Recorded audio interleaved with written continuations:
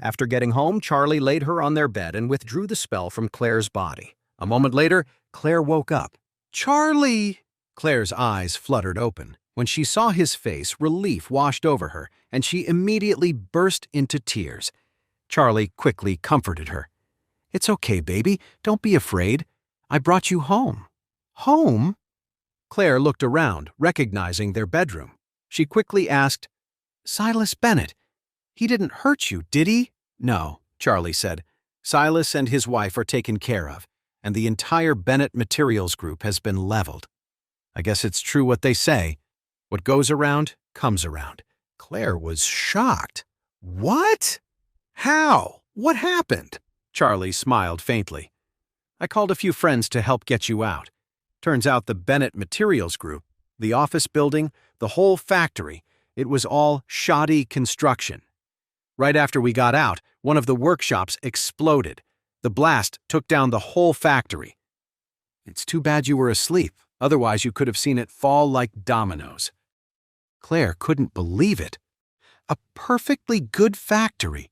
A workshop exploded and the whole thing was leveled? "Yep," Charlie nodded. "It was a huge explosion. I guess it was karma." After saying that, he quietly sent a text to Isaac. "Get the media on this. Tell them the Bennett Materials Group collapsed in a chain reaction after a workshop exploded." Isaac replied almost instantly. "Don't worry, young master. It'll be on the news right away." A few minutes later, while Claire was still trying to piece together what had happened before she passed out, her phone suddenly buzzed with a bunch of news alerts. She glanced at the headlines and was stunned. The headlines were all about an accident at the Oris Hill Bennett Materials Group. The reports said the accident caused the collapse of an engineering workshop, which led to the entire plant coming down. Several people had died. The owner, Silas Bennett, and his wife were also seriously injured. Charlie said, "See, I wasn't lying, was I?" Only then did Claire believe it. "Huh!" she exclaimed. "He really was evil. I guess he got what he deserved."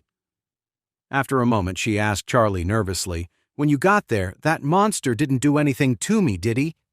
Charlie nodded and said, "Your clothes were untouched when I arrived. It was Silas's wife who rushed in and stopped him from trying anything." 2 lines of tears streamed down Claire's face. "Charlie, I'm so sorry." Charlie quickly said, "Hey, don't say that. What are you talking about? I don't blame you at all. It's on me. It's my job to protect you, and I let that creep get close enough to almost hurt you." Claire was so moved that she just hugged Charlie tightly without saying a word. In that moment, she realized just how deep Charlie's feelings for her were, and a profound sense of happiness washed over her. That afternoon, the news that the Bennett Materials Group had been razed to the ground sent shockwaves through the entire upper class of Oris Hill. And even though the official story was an accident, no one in those circles believed it for a second. Everyone immediately started speculating about which powerful figure was behind it. After all, almost no one in Oris Hill had that kind of power. Who could it be? Everyone's minds immediately raced, connecting the dots between recent mysterious events in Oris Hill. There was the mysterious, god-level rich man who became a sensation on the internet after showing up with more than a dozen luxury cars and spending over $10 million in cash to buy a diamond. There was the new chairman of the Emgrand Group, who acquired the company and then threw $2 billion at building a 6-star hotel. There was the mysterious person who booked out the entire Sky Garden for a private wedding, something that had never been done before. And now, there was this powerful figure who had leveled the Bennett Materials Group in a single afternoon. All these clues pointed to one person. The only person who fit all these descriptions was the mysterious chairman of the Emgrand Group. Besides him, who else had that kind of power? And just like that, the identity of the Emgrand Group's chairman in Oris Hill became even more of a mystery. The person most upset about the Bennett Materials Group being destroyed was Mrs. Wilson. With the Wilson family's finances a little tight, She had been hoping Clare could convince the Bennett Materials Group to give them some materials on credit, which would have been a way to ease their financial pressure. Unexpectedly, the entire Bennett Materials Group was wiped out in a single afternoon. Now, Mrs. Wilson's biggest worry was money. Figuring out how to raise some capital had become her worst nightmare. Clare didn't tell her grandmother what had happened. After that whole ordeal, she secretly decided to stay out of other family business and just focus on her partnership with the Imgrand Group. From now on, even if her grandma asked, she wouldn't get involved. The next day, Clare felt much better, both mentally and physically, and was eager to get back to work. Charlie went out in the morning to do the grocery shopping. When he got home, he saw his father-in-law, Jacob, sitting on the sofa, looking sad and sighing. He frowned and asked, "Dad, why are you in such a bad mood? Who got to you this time? Did you get scammed on another antique deal?" Jacob took a sip of his coffee and said angrily, "Don't even mention antiques. Crap, I get angry just thinking about it." "What?" Charlie couldn't help but ask. "You really got scammed?" Jacob said. "No, it's because of the tickets for the auction at the Collector's Vault." Charlie asked, surprised, "What's the Collector's Vault?" "It's a club run by the Oros Hill Community Center," Jacob explained. "They hold these high-end auctions for collectibles and antiques. They sell all sorts of amazing things you can't find anywhere else. All the major families get a spot to attend." As Jacob spoke, a look of fascination crossed his face. But then he said in a frustrated voice, "The Wilson family only got one invitation letter, and your grandma actually gave it to Harold. That kid Harold has never touched an antique in his life and doesn't know the first thing about them. What's he going to do there? Just embarrass himself." Charlie knew his father-in-law was obsessed with antiques, and that missing this opportunity must be killing him. So Charlie smiled and said, "Dad, if you really want to go, why don't you just buy an invitation from a scalper?" Jacob waved his hand. "The Smith family organizes the auction at the Collector's Vault. The Smith family is the most powerful family in Oros Hill. So many people want in, there's no way you can just buy a ticket." Charlie smiled. An auction organized by the Smith family? He remembered Warnia, the eldest daughter of the Smith family, had practically begged him to help identify some antiques. A small thing, like getting a couple of invitation letters, should be as simple as just asking her. With that in mind, Charlie said casually, "I know a few people from one of the big families here in Oros Hill. It shouldn't be too hard to get 2 invitation letters." Jacob didn't believe him for a second. He shook his head and said, "Forget it. What kind of important friends could you possibly have? They're probably just friends of friends. There's no way they could have connections to the Smith family." Charlie didn't bother arguing. He just went downstairs, pulled out his phone, and called Warnia. "Miss Smith," he said, "could you help me get 2 invitations for the Collector's Vault auction?" Warnia answered right away. "Mr. Charlie, are 2 enough? If not, I can get you a few more." Charlie replied, "2 is plenty. I'll be attending with my father-in-law." Jacob was the only one who was into that stuff.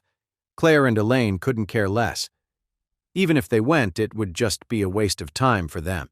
Besides, after that incident at the vintage market, Charlie knew what Jacob was like. He'd have to go along to keep an eye on him. Otherwise, Jacob would get swept up in the excitement and get scammed out of his last dime.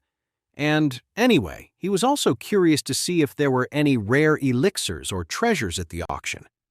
Speaking of treasures, Charlie couldn't help but think of that engraved blessing stone. It had disappeared after he saved Elsa. He figured he must have lost it while rescuing her. He even went back and retraced his steps that day, but couldn't find it. Fortunately, he had already absorbed the stone's aura, otherwise he'd really be kicking himself. Since the Collector's Vault was known for auctioning off precious treasures, maybe he could find something else worthwhile there. When Clare got home from work, Jacob was still moping around. He was so down that he barely touched his dinner. Charlie knew he was sulking about the auction invitation. Just then, Warnia called. Mr. Charlie, I'm so sorry. I was working this afternoon, but I'm downstairs at your place now. I can give you the invitation letter. Charlie quickly replied, I'll come down and get it. Then he rushed out the door. Warnia was waiting downstairs in her car. When she saw Charlie come out, she got out and handed him 2 invitation letters. Charlie thanked her and went right back inside without making small talk. Back inside, Jacob was still fuming. Claire tried to reason with him. Oh, Dad, don't be so mad. Grandma probably gave the invitation to Harold, hoping he could use it as a chance to meet some important people and do some networking. Jacob sighed.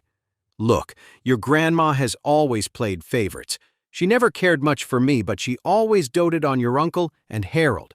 It's been like that forever, and it really gets to me. Claire nodded helplessly. She knew her grandma was biased. Her grandma thought her father was a nobody with no real talent. Then, she figured since Claire was a girl, she couldn't take over the family business, so she always spoiled Harold a little more. And after she married Charlie, her grandmother basically gave up on her family completely. Just then, Charlie walked over and handed 2 golden invitation letters to Jacob. Dad, he said, I got those invitations you wanted. What? Jacob shot up from his seat as if he'd been launched by a spring. He snatched the invitation from Charlie's hand, tore it open, and looked inside. He was so excited that he was speechless. Claire, standing next to him, was just as surprised. She took the invitation from her father's hand and looked at it. It was really an invitation from the collector's vault. This is great! Charlie, you really are my good son-in-law. Jacob's face was flushed with excitement, too thrilled to say another word. He reached out and clapped Charlie on the shoulder. My daughter really married the right guy. Oh, please, it's just an invitation letter. You're so happy you can't even think straight, Elaine grumbled. Jacob clutched the invitation tightly and shot back at Elaine. What do you know? This is an invitation from the collector's vault. Then he smiled at Charlie and said, Sit down, let's eat. He turned to Claire. Go get that bottle of vintage wine from my room. I'm having a couple of drinks with my son-in-law tonight. Elaine glared at Charlie, seeing how happy Jacob was, but she kept her mouth shut. Claire was happy too, but she was also a little suspicious.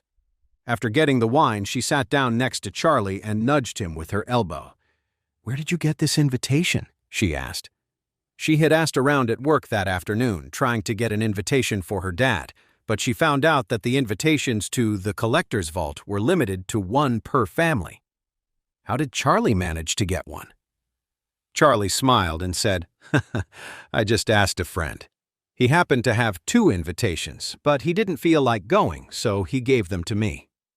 Really? What a coincidence, Claire said, not entirely convinced. Why haven't I ever heard you mention a friend from such a well-off family? What's his name? Charlie said casually, His name is Christian Knox. I helped him out at the vintage market a while back. Dad knows him. Jacob nodded eagerly. It's true! That Christian guy even gave Charlie an emerald bracelet, said it was worth $5 or $6 million.